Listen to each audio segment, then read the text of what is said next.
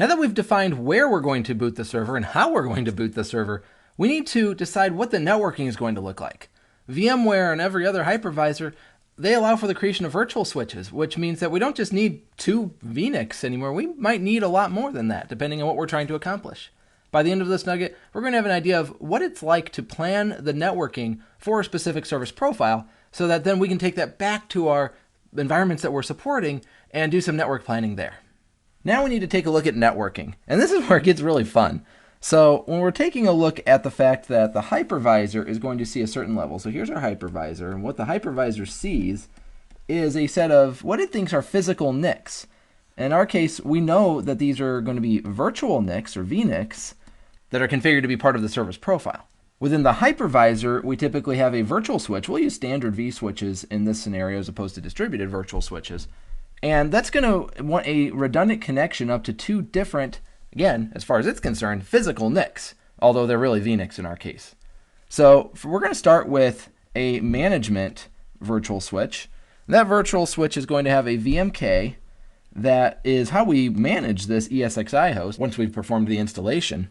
And those 2 vNICs are going to be split between Fabric A, so Fabric Interconnect-A, and Fabric B, which would be Fabric Interconnect-B. And we can specify that by the Fabric designation within the vNIC configuration itself. From there, we're going to want a vSwitch for data. So this would be where we connect our virtual machines. The virtual machines are going to come into this vSwitch, and we want another redundant pair of connections. So we're going to connect it up, have Fabric Interconnect-A and B. So we've got redundant paths, regardless of whether one of the Fabric interconnects or something in the line of the fabric were to go down, we have a redundant connection out.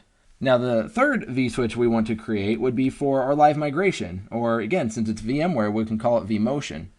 Now vMotion is a VMK down here, but what gets interesting here is that ideally we'd love to keep vMotion traffic on a single Fabric interconnect. So for it to go up through Fabric Interconnect A and then down to the other servers would be ideal. Now, we covered traffic engineering as part of the UCS Advanced Networking skill.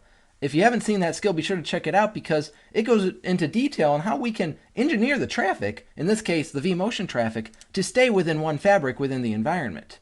So without going into a whole lot of detail on this, what we do know is that we can create 2 different vNICs on this vSwitch, connect it in, and what we really want to do though is connect both of them to Fabric A with the intention of having Fabric failover configured to Fabric B. That's why we're going to do this. Now, why 2 vNICs? Honestly, the only real reason for that is because if we only have 1 vNIC coming into that vSwitch, VMware will freak out and throw log messages saying, hey, we don't have a redundant vMotion network. That's a huge problem. And we all know that, well, we've got Fabric failover configured, so that's good. So really, we're kind of tricking the system to say, okay, yeah, both of these vNICs are really connecting to the same fabric, but hey, VMware, you've got 2 vNICs, so we're good to go. So next, we want to configure the storage vSwitch. So this is the last one we're going to create, and in our case, it's going to be iSCSI, and this will have a VMK attached to it as well. And unlike with vMotion, we're going to just sort of standard connect this to 2 different vNICs, one of which goes to Fabric Interconnect A, and the other goes to Fabric Interconnect B.